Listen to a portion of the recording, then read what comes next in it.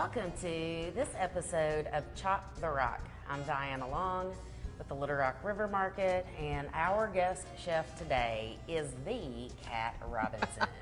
Thank you so much for coming on today. I'm really excited about this. Well, thank you for having me. I'm glad to be here in my home city, being able to brag on my favorite desserts.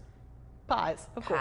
I'm a pie person too, so I was really excited when you sent me this recipe because a version of this is my all-time favorite dessert and what my mom has made for me since I was a little kid in lieu of a birthday cake because I'm just not a fan. So wow. So this is a cherry nut pie, which is very similar to a kind of a homemade Cheerio cream cheese pie. It is. To a point. Now this one is very particular. This one was a pie that was original to Roy Fisher's Steakhouse, which was opened in 1947 in North Little Rock. Wow. And it had a long run, but after the turn into the 21st century, it petered off and died away. But one of the waitresses that was on the staff passed the recipe for this along to me years ago. So when it came time to put out another slice of Arkansas pie, I just had to include it. Absolutely, and we're so grateful that you did. I think it's interesting too because you've got this Another Slice of Arkansas Pie, which is one of many books. Oh yes. And articles and just all kinds of information that you've put together and authored that has just visited places that most of us wouldn't get around to, discovered things that a lot of us, some of the stories that you tell, I'm like, how did you even find this place? I just think it's amazing that you've gone out and kind of put all this together and presented it to those of us who just are excited about that but don't want to work as hard to find that information. A lot of it is following my nose. I'll go down the road and I'll smell something that I've just got to go investigate. A lot of it comes from communications with people that follow me on Facebook or Twitter, or they read my website, or they've seen me on TV or out in public somewhere and said, you got to go check this out. So I've been all over the state of Arkansas and all through the Midwest, but Arkansas is my focus. I tell people I preach the gospel of Arkansas food because I tend to brag on it. We have a magnificent set of cuisines here. It's not just one. What you eat in Little Rock might be different from what you eat, say, in Bentonville or Lake Village or Jonesboro. Right. Every place has its own little tweaks to this unique cuisine. It's not quite Southern, it's not quite Midwestern, it's all our own. So right. It's fantastic. And I'm glad I get to share that with people. Awesome. Well, let's get started. Okay, let's make a pie. To start off with this, now most pies you either have baked pies or you have pies that are no bake pies that you just whip up. And then you have fried pies. That's a completely separate category. This one is sort of in between. This has a baked crust, but it has a filling that's a no-bake filling. So we're going to start off with this. And what we need are our cracker crumbs. And I notice we have the conveniently crushed cracker crumbs, graham crackers. Oh, this is okay. If we were at home, I would have taken a roll of graham crackers and given it to my daughter in a Ziploc bag and let her tap the tar out of it with a mallet. That's a perfect thing to get your kid involved in the kitchen when you're doing that. But when I came across these, I was like, it makes it so much easier. Yes, it does. Now, a graham cracker crust is a very common thing for pies. What makes this one different is the introduction of pecans, and it gives it an entirely different texture. And it's one of the things that makes this a very unique type of pie. Now, once you've made this crust, you might want to add this to whatever sort of pie that you make at home and go, hey, I think my blueberry pie might fit in that, or my chocolate pie. Right. So the crust is adaptable. In addition to these ingredients, we also need some butter. I brought it over here. We got the butter right here.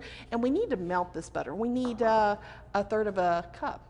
Okay. We have luckily it has a line on it. It does have a line. In fact, wow, that is so handy that we have a line right there. Isn't that marvelous? Yes. So we can just cut that, and we have a microwave over here. And I'll stick that in the Excellent. microwave. It's important to have molten butter for this. Now, a lot of recipes that you get will say room temperature butter, but it doesn't soak into the graham cracker crumbs right for this recipe unless it's actually melted. Yeah. Because it pulls the fats up to the surface and allows them to blend in just a little bit better. So in addition to the graham cracker crumbs and the pecans, we need to make this sweet. So we're going to add sugar. We're going to need a 1/4 cup I have this Domino's sugar right here and our 1/4 cup measure. Ah, we have melted butter. Butter, yes. Wow. So let's get this measured right into the cup here.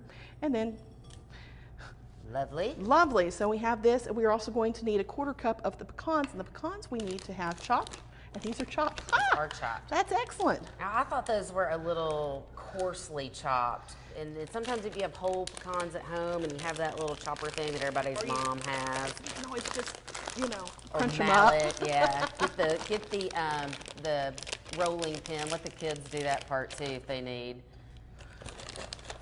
Leave my daughter in the middle of the floor with the chopped pecans, and you'll end up having dust eventually because she's like, this is kind of fun, Mom. So Right. we have a 1/4 cup of our pecans here. We have 1/3 of a cup of butter and 1 1/4 cup of the graham crackers. So we're going to start off with the 1/4 cup. I just thought that was so cool. This is nifty. This is easy. It's a little finer grinded than I personally use. Having them already crushed makes this so much easier, especially if you're in a rush or you're going, I gotta put together something for a party. This is Right. absolutely fantastic, especially because this is something that freezes well. You can make this in advance and it'll be great. I'm going to make such a mess of your kitchen. I That's apologize okay. for that. I think messy cooks are the best.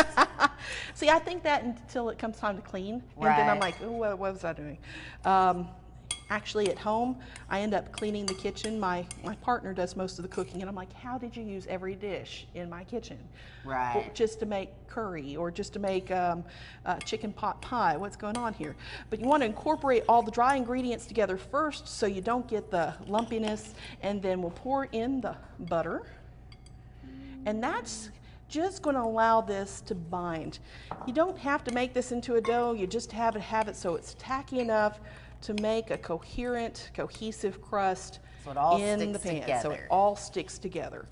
And besides, it's butter, and it gives a lovely flavor. I mean, And it'll brown up yeah. nicely. It'll smell so good. So as a side note, this is the part of the pie that we bake.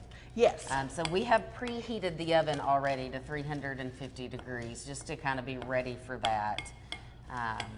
So this will be ready to just pop right in. And because your crust doesn't have any, because the crust has lots of butter, you don't have to also butter your dish. And you'll notice whenever I put this in, it presses down. It's very tight to the bottom of the pan, so it wasn't slide around a whole lot. If you didn't have the butter, it'd be hard for you to put the cream cheese it would fixing stick. in there. So we're just going to turn this out into the pan. It smells so There good we go. already. I mean, you could just eat this and it would be fine, except for it's a lot of sugar that you've got right there. So you've got your graham crackers, what have you. I've seen people do this where they push it up to the side, which you can do. You might want to increase the amount or even double it if you really like the crust. But the crust is just a component in this.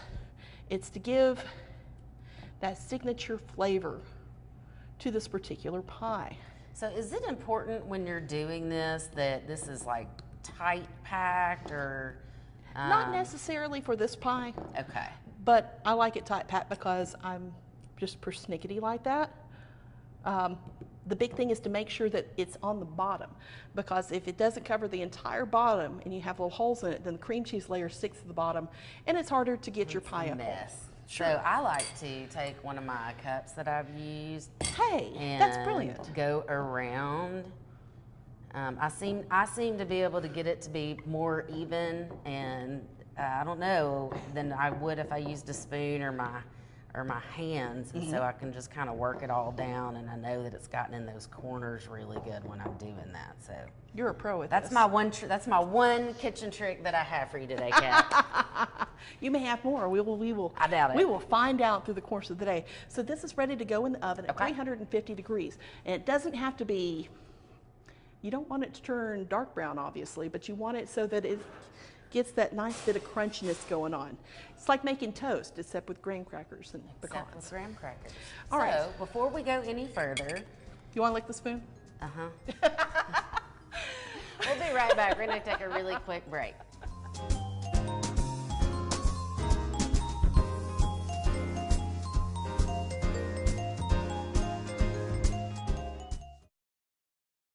Named one of 5 secret foodie cities by Forbes Travel Guide, Little Rock has a thriving artisanal food scene, great restaurants, and a growing number of craft breweries. Request a vacation planning kit at littlerock.com and see why we say dining is better with a Southern accent.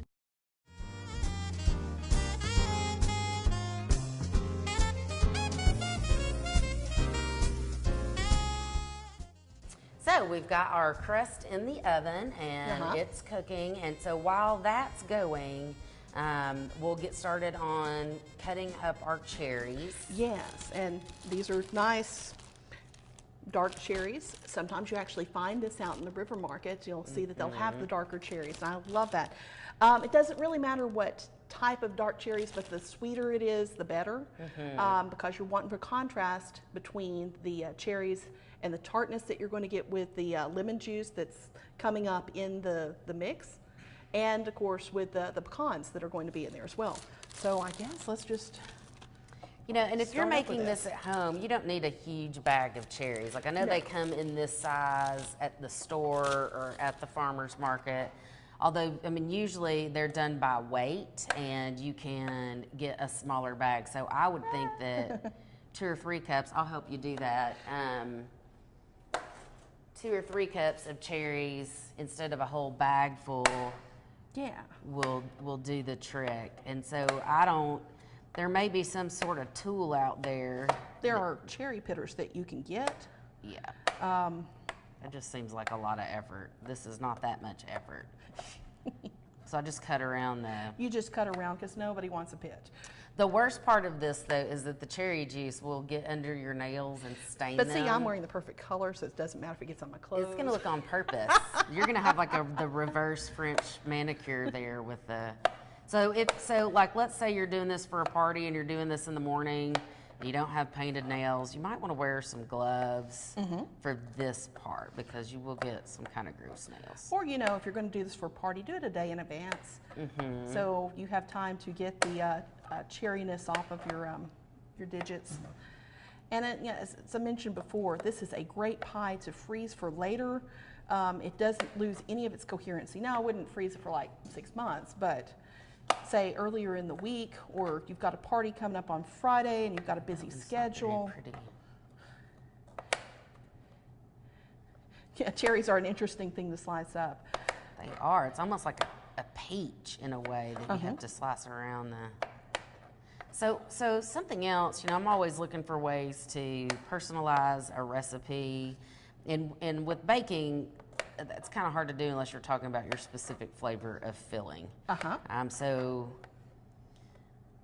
you know, obviously you could probably change that and do a blueberry or a strawberry or something in here. You wouldn't want to chop a blueberry. Maybe not a strawberry, but you want something that's going to, it's a very dense pie. So you're going to needs to be want something, harder. it needs to be harder. So a cherry, blueberries might work. If you use blueberries for this, I would suggest chopping them first and then freezing them before you incorporate them. Otherwise it'll turn all swirly blue. Right, because you want to give this definition. So let's see, we need half a cup.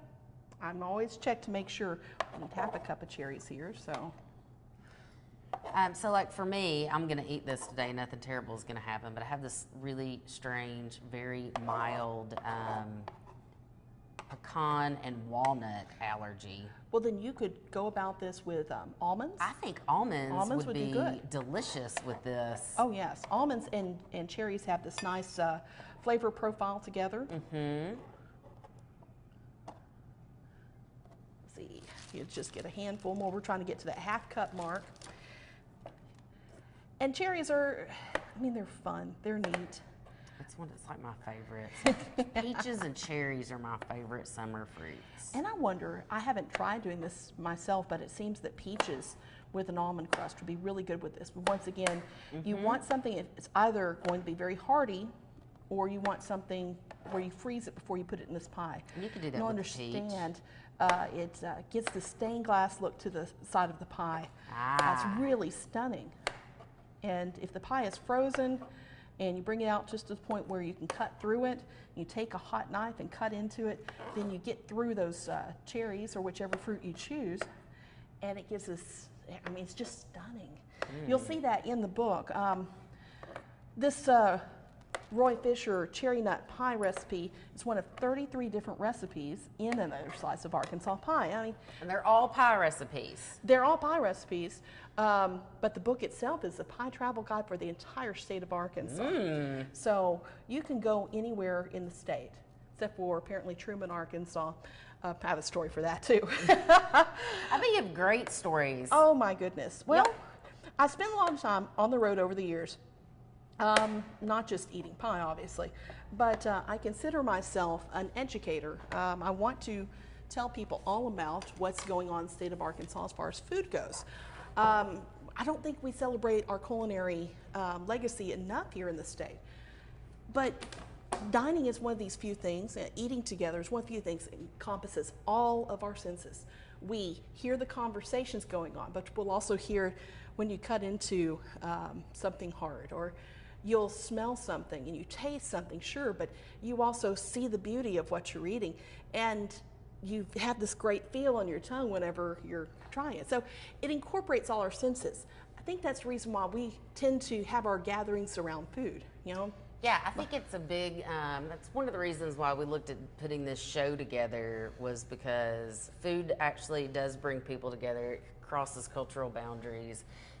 You know, if you share a meal throughout history, sharing a meal together has been the thing that has bound people together. Yes. And so it's a great opportunity with this to involve cooking and eating and tell a story at the same time. So that's part of why we like, okay, I think we're at our, Yes.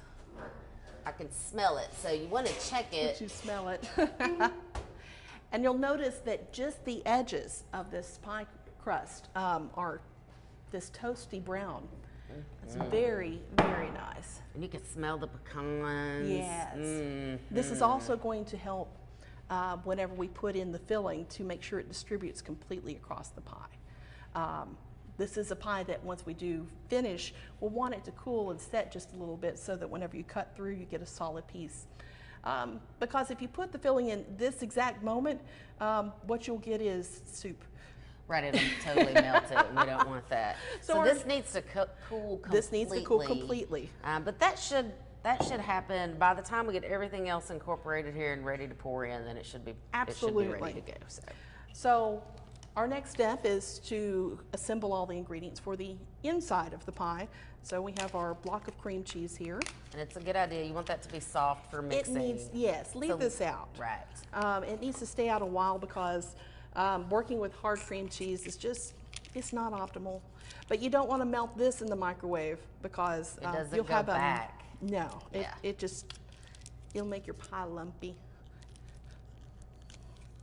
Okay, I give up. I'm going to grab one of the knives here and cut the edge so that I can get this open.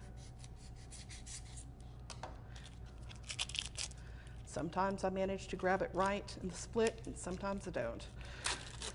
So we're just going to take and turn out an entire block of cream cheese. You don't have to cut it up when you put it in there. Just plop the block of cheese in there. And I'll be honest, you know, the fat-free or the NutriChill, it'll work just fine for this. You just need the body of it. So in addition to our cream cheese, we need some sweetened condensed milk, not evaporated. Right, 'Cause there's a huge difference. This is where the bulk of your sweetness for this heart of the pie comes in, because we don't have any sugar in the actual filling of this pie. We'll just roll it on over. Actually, I'll hand that to you, let you roll that out. So we're going to use this to stir. I'll go ahead and... I get our 3rd cup measure. So let's talk for a Yes. minute while you're doing that lemon juice. Like, what is this pie special because it has the lemon? I mean, it's special anyhow, but lemon juice in this. It gives it a tartness, and most of the cream cheese pies you're going to find have lemon juice in it, which is the yang to the yin of the sweetened condensed milk, because that's Gotcha. just sweet. The cream cheese gives the texture, and the lemon gives the bite. It says, yeah. So it gives you that full. It absolutely does, that full flavor. So 1/3 of a cup of lemon juice. Up, and makes loud noises and scares small children. Me too. So in addition to this, we also have our lemon extract, which, yeah, I constantly refer back to the recipe because So I've opened that is for this us. open? It should just twist It's just got off. the plastic on. Okay. I don't take it off. And it's vanilla. It is And great. the vanilla, you know, what's crazy about this, you could probably leave the vanilla out, but there's something about the American palate that it's like we like salt and pepper as our to-go seasonings for most applications. Vanilla is something that we like as far as our desserts. It kind of indicates to us, yes, you are eating the end of your meal. Enjoy. That's so interesting. we have 1 teaspoon. Yes. So Little what's tea. the difference between obviously this is real vanilla extract, so it's pricey. So this is vanilla beans that have actually been soaked in a liquor base. You know, it could be a vodka, a bourbon, a rum. I actually make my own vanilla at home. I go and buy a new vanilla bean or two each year, throw it into my rum stock. I like using rum because rum is sugar based. It's got from that sugar flavor cane. in it, yeah. So yeah. what you're adding to it when you're using vanilla, most of the times you're using things that have sugar in them already. Right. Some use a bourbon base, and that's derived from corn, and vodka could be derived from corn or potatoes, whatever it happens to be, because we use a lot of different things for it. So rum is what I use. Now, imitation vanilla extract, there's been a lot of talk about what that is. I don't know what that is. It's not vanilla. I just ignore Right. it. I don't get it either. But then I was looking, so now they've got all these specialty kind where Yes. it's like there's real vanilla extract. Yes. There's Madagascar vanilla extract. I mean, like what? I don't understand what the difference between. It's just where the vanilla bean comes from. Okay. I usually use Mexican vanilla beans because they're cheaper. Oh, right. They don't And that's travel just, so far. they don't travel so far, so you don't pay as much. They're just different varieties of the actual vanilla pod, which is, you know, It dried doesn't out. really affect the flavor of the vanilla, so long as it's Only unless you're a super taster, and I can taste some difference. My partner actually is extraordinary super taster, so he can tell the complete difference in it. But it's not going to matter to the average consumer. okay. It's Good just to how know. fancy that label looks in your countertop. Right. Okay. So see, we're going back to pecans here. More pecans. So you know, yes. pecans are one of the few foods that we have that are indigenous to Arkansas. Pecan trees have been here forever. Really? Yeah. So I like using recipes that feature pecans because Cool. this is an especially Arkansas thing. You can get pecans anywhere in the world, but in the months of November and even December, you will see people, as you drive down the highway, you'll pass by a pecan orchard and you'll see people out there and they'll pick them up. The most unique thing I've ever seen was an elderly gentleman who was using a baby carriage and a pickup stick that he had put a scoop on, and he would just pick up and drop those pecans in the baby carriage. But Like, whatever you got, just make it work. you can pick your own, you can harvest your own, you can shell your own.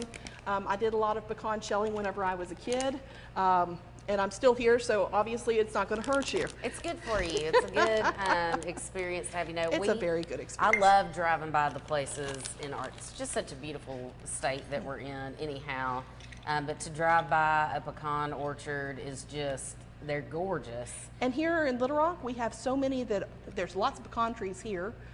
Even just in neighborhoods, I've got a pecan Had tree them in in my my yard. backyard before, yeah. And then down in Scott, there are whole groves of these. And if you get an opportunity and want to see something fun, go and watch them harvest pecans in Scott. They almost use that thing that you drive on the golf cart range that picks up the golf balls. I've seen that, but the one that really makes me just go, wow, that's so cool. They have this machine, and it looks like it just has this mast in the front. And it opens up, and it looks like, well, you've seen Jurassic Park, and you've seen whenever those little dinosaurs would come up and go, The raptor things, yeah. yes. Well, it has that sort of raptor neck to it. And they take that mast and they wrap around a pecan go. tree, and then they just shake it. And pecans just rain out of it. It's really neat to see. That's gotta And be they've got a pretty couple of strong to those down shake a there. tree, Oh, yeah. So whenever somebody needs to shake your tree, that's where you go. You go to Scott, Arkansas. So I have a third of a cup of pecans here. You have pecans in the crust. You have pecans in this emulsion that we have here that we're putting together. And then, of course, we add the cherries. Now? Yeah, we add the cherries now. we're going to mix them all together at one time. Now, it does say do them separately, but you know, I'm just a matter of efficiency. I'm like, if I'm going to mix them, I'm going to mix them all at once. That won't hurt the cherries, though. It won't. Now, Okay, what it will cool. do is it will give you a slightly pinkish tint to your pie, which I have no problem with that. And then, got to make sure that that cream cheese gets incorporated. If you get the cream cheese incorporated, everything else will. And you'll see the slightly pink color that you're getting from the dark cherries. It's just going to make it look so pretty. I think I just like pink today because it looks like match. I matched this. This was not intentional, but I thought, you know, I'm Happy here. accidents do happen sometimes. So one thing also with cherries is that they will stain. You know, so if you are real particular about your white hand towels in your kitchen, you may use a paper towel for this, or you know, if you're a big mess maker and you've got something to, just make sure that you don't have anything you don't care about staining, because this probably won't wash out. No, well, you'll get a little bit of it. It's the same thing like whenever you use turmeric. Turmeric's going to give you yellows. Cherries are going to give you red. Now, mind you, if you want a cheap tie-dye, there you go. There you go. Probably will hold faster than a RIT dye would too there. Yeah, well, it's a vegetable dye. I could go on and on about different types of dyes over the years. I've done a lot of research on that too, because I find a subject and I just want to know everything about it. Right. That's one of the things that led me into writing. Food is what I'm known for, but I love writing about places to go and things to do and history, because somebody else has already done it. History is far more interesting than any sort of fiction program you're going to find on television, because it's plausible, it's happened, it's real, and the true stories are always the most amazing, the best. They are. I like to watch, you know, history shows and documentaries and that kind of thing for that very reason. But especially if you're trying to learn more about the place that you love and where you came from and how did we get to this point, and you go see an old, like we were talking earlier, right before we started filming, about the River Market and the Market Hall and this old building, which is in the late 1800s was a hardware store. So we're on the third floor of that space now, and it has been brought back to life a little over 20 years ago, and then the Market Hall was added to it, and has evolved over time like everything does. It really does. So I think that if you can look at something like that and go, okay, where did this come from? How did we get here? It gives that character to it that you might not, you know, some people aren't interested in it. I think it's super cool. I think it's neat, and we need to remember where we came from, so we have a starting point for where to go. That's a good point. So we have our filling here, and we have our pecans incorporated. You can't really see them. You can see where the cream cheese has adhered to them. You see the edges of these cherries. All we're going to do now is pour this into this pie shell that we've made. And now this is still warm. Just be cautious whenever you do this, because if I'd grabbed this and it was just out of the oven, I would just burn the tar on myself because I didn't pay attention. But take and turn this filling directly into this pie shell.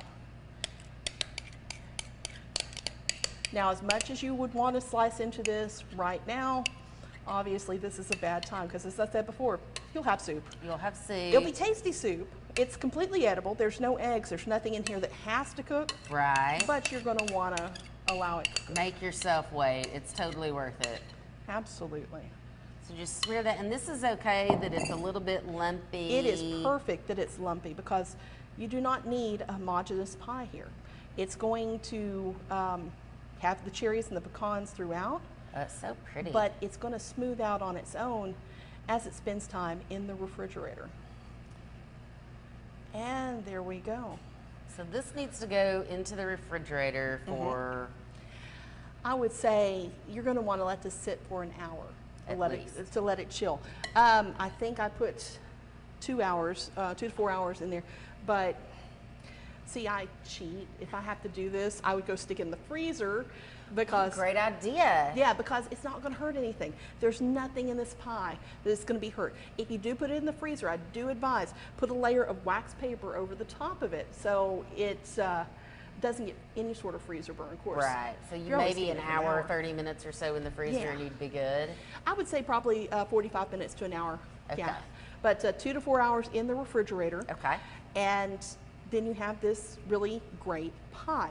So we already have one of these pies, don't we? We have a TV Magic pie. Move this to the side and make noise. So this You know, pie, I mixed this by hand and forgot there was actually a hand mixer right here. well, I mean, I'm glad to know that you can mix this by hand Absolutely. too. And look how smooth this is. This is, oh, this is sweet. It's beautiful. So I'm we've gonna got cover this. plates over here. We do, and I will get us, I want to learn this hot water trick that you've talked about. So I don't know if y'all have pie cutters at home. I get them and I lose them, or they end up going out the door to somewhere where I've brought a pie. So I like using a big knife, and this knife that you have here, this is a 7-inch knife. You notice it has a blade that's deep enough to cut all the way through your pie. So what we need to do with this, I'm heating the water up.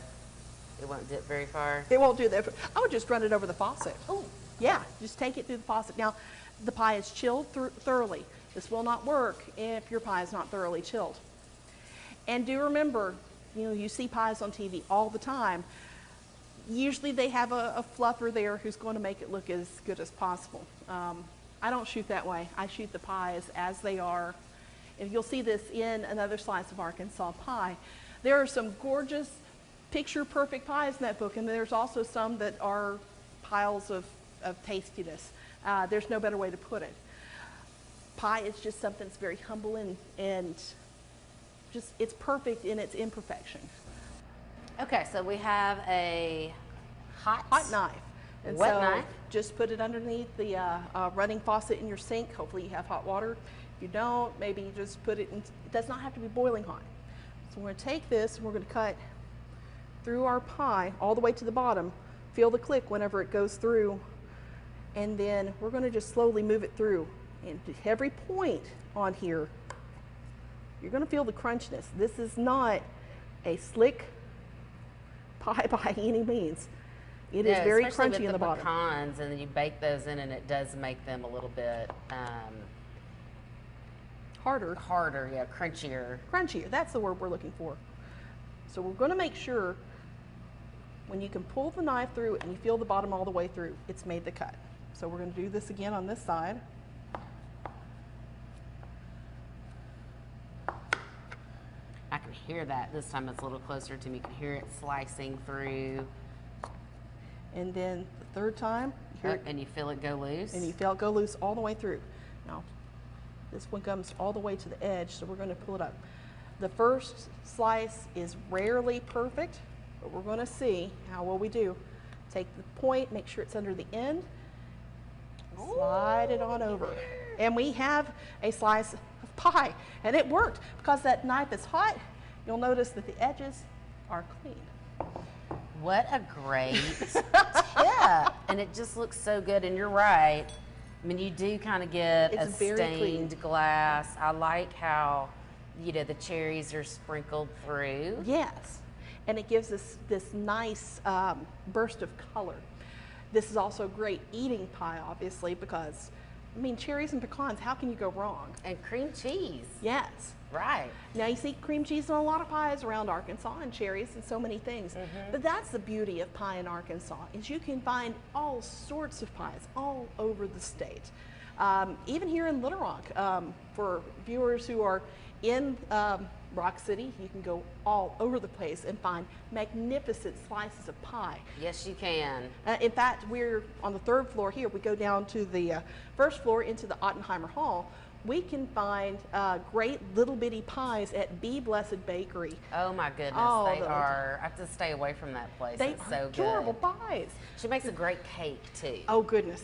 A strawberry cake that See, if I get in the cake too, it's all over. I'm allowed one bite of that kind of stuff just to say I ate it. So that's good. They also That's a do great some one. cakes and pies. Old Mill Bread has that kind of. Old Mill Bread's got them out there. Even just from here, if you head over there, you can go to Dave's Place and get a slice of key lime pie so that's good. made in house the way that Grandma used to make it from a can.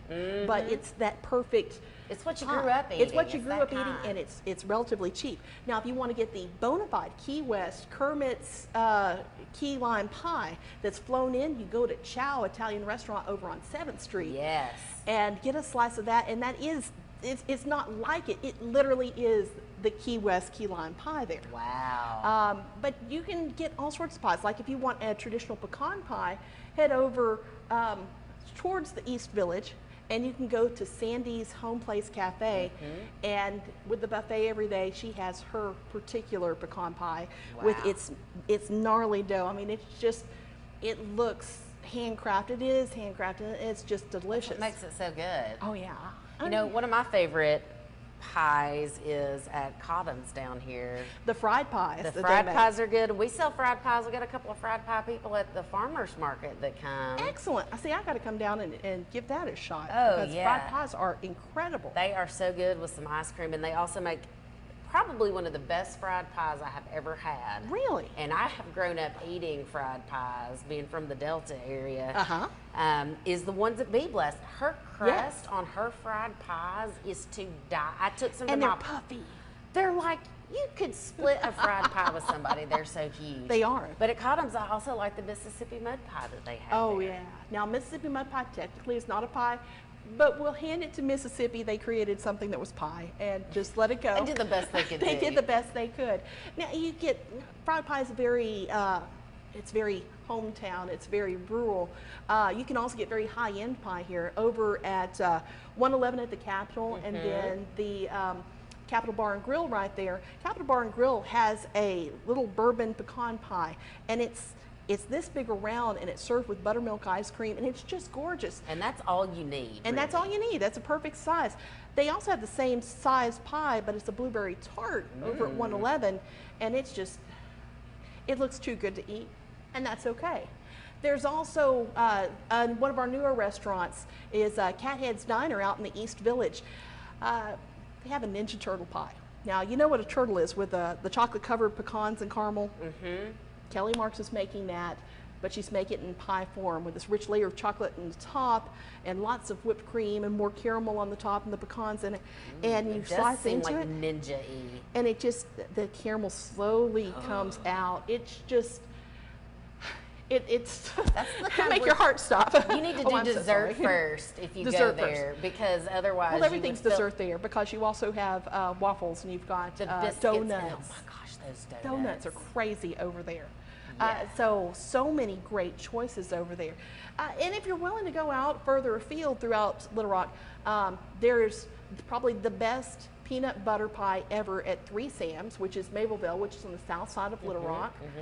It's about this tall, and it's so light. You would think, there's no way I can eat it, and then it's So gone. rich and it's super light, yeah.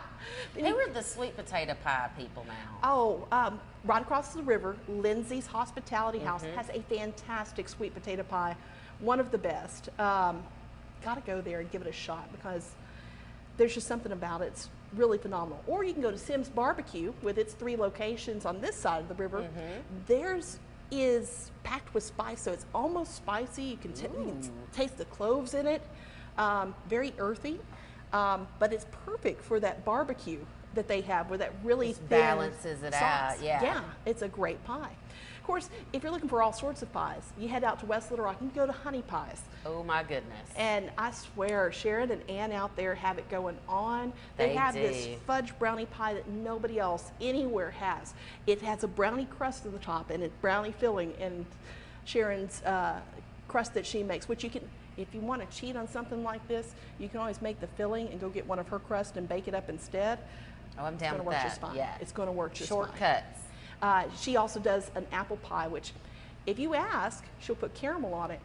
And her apple pie is tart. Ooh, like a Granny Smith. Yeah, and you cut into most apple pies, and you get a lot of that goo. There's no goo here because there's so many apples. They're just forced into this Packed pie. in. Yeah. I think I would like that a lot. It's so good. Tell her I sent you. I shall. And she also does, she does those She's the mini individual pies She does too. the mini pies. That's And a great way to try a bunch of pie. Like go with some friends, yeah. everybody order a different kind of pie, and just put it on a lazy Susan, and everyone she'll do gets you a one bite. better than that. She has a pie sampler where she What? does the 6 pie slices all in one pie case. So you can choose 6 different slices of pie and get them for one price in the same pie pan. Wow. I kid you not. It's so cool. That's great to know. I had no idea. Okay, well, this is so good. And Yes. it's been fun, and I've learned so much. Oh, goodness. We could that go on I'm- for ages. Right? But right now, I really just want to taste this pie. Absolutely. So we've got, Haha. so Bon Appetit. I'm going to take this little edge right here.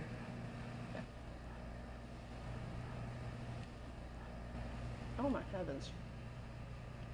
That is so good. It's like sitting on the bar stool. They're at the long bar they used to have at Roy Fisher's. It's that flavor. I was talking to some people Oh, that so good. were familiar, some people who were quite a bit older than me who frequented Roy Fisher's when I was saying, I got to go get this stuff to do this pie for tomorrow. And they sat around and reminisced and talked about how great it was. And so I think that's another thing that we get to experience when you are sharing recipes and the stories that you share that brings up memories, and you can kind of connect on that, but also just to hear the stories and to see that nostalgia come through somebody who's telling you about it is such a yes. wonderful feeling too. Well, you have to have, we have to try to preserve these places. And we've lost many of our great places that serve our pies over the years. In fact, in the past couple of years, we lost Tripp's Barbecue, which had so many different pies, and it was just phenomenally good. I live too close to Chips for my own good. I was quite a beneficiary of all those pies. There was also Silvex Bakery that was up in Heights Heights at Kroger that went out here just not too long ago.